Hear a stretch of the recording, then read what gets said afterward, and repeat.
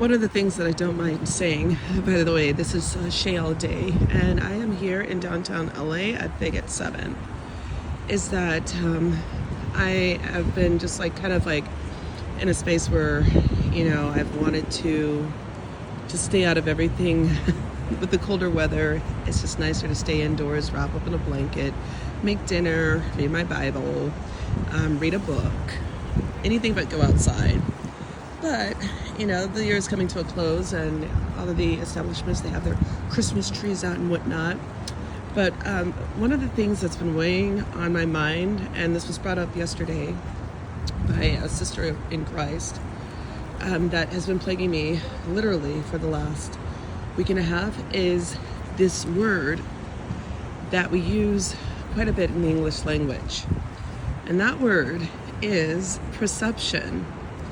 And perception is really important, both spiritually and physically, in the spiritual realm. For example, we have in the physical world antagonistic personality types, people who, as they would say, got up on the wrong side of the bed. They don't see the light in anything, and therefore they also wish to dim that very light in other people. And I actually learned something, or actually I experienced something that really illustrated a really good biblical principle. One of the fruits of the Spirit, which is a virtue, which is patience, and then also compassion, like having love, just love for people that aren't necessarily there to make your day easier. So I was at a fast food restaurant on my lunch break, and the woman who was actually the manager was very rude because I had purchased my order online. And so I went up to the register because I wasn't sure how the process was, because it just tells you in the app to just look at the indicator and it'll tell you when your order's ready. And she's like, well, you need to come up here for that. No, actually, she said, what do you want? And I was like, oh, I just wanted to, check. I just did an online order. And she's like, oh, okay. And so then within moments, my order was ready.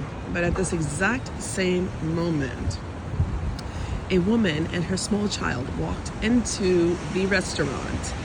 And before the manager had completed my order, handing me my order, and also the drink that I purchased along with the order, she went on to speak to this woman. And in moments, that conversation turned into a heated argument. And the child was sitting there, or standing there, I should say, and they were watching wild-eyed. And here I am, I'm trying to be patient, but I realize she's not even recognizing that she hasn't completed my order before moving on to this woman. So I try to get her attention, and I let her know, and I show her the receipt, that I ordered a value menu drink.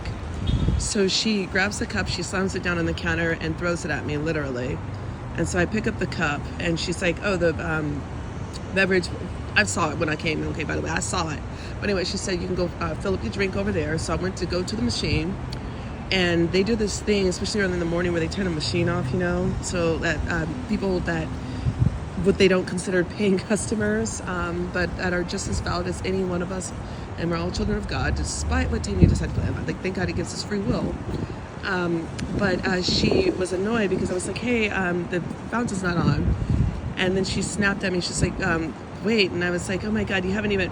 So this is when I said this. So she turned on the fountain, and I was able to get my drink. And I said, listen, before you take someone else's order, you should probably complete the order that's in front of you. And I just lightly said that, but then I went and I sat down with my partner. We sat, and at first it was going to ruin my appetite, because when I'm upset, I don't eat. So anyways, I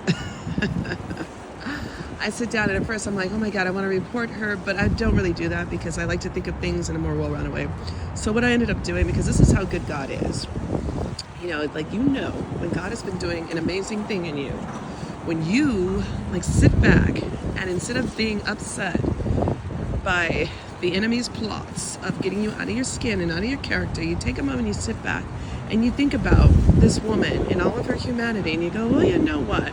I don't know what's going on in her personal life. I don't know if she's been really enduring something that has just been very much like a burden on her shoulders, because sometimes people, even some of the kindest people, they've got darkness surrounding them, and they've got a lot of like things like you don't really want to be the next person that like adds to that heap of like just darkness. So I was able to see that, and I was like, you know what, I don't know. And it's not like I didn't eventually get my food. I was still able to enjoy my lunch break. It's not like I was like she was like damaging anything for me. Like it was like a little bit like unsettling, but in the whole scheme of things, like, you know, I was able to extend grace onto this woman, and my brother in Christ, who is my coworker, because, you know, we're, you know, striving to be more and more like Christ. It was a real, well, it was actually a humbling experience because it gave me perspective, because I had been really nurtured in this way, and I hadn't realized that at all. And perception, you know, we see people one way, we see, you know, them being upset or like having a bad attitude or whatever. And some people are just awfully just rotten, right? But on the flip side of that, you know, there is also so much more to it. There's their humanity. There's the part of them that I just blocked that we don't understand. And we, you know, and sometimes like God extends grace to us, and as children of God, you know, we've been blessed to really understand the extension of that grace. I got one more minute left before I have to go back on my final rest break, but I just wanted to, because Monday I didn't keep my regularly scheduled appointment for the podcast that I usually do on like every Monday.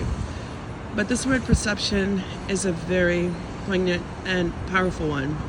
So just consider some of the ways that you move in your life, and you know,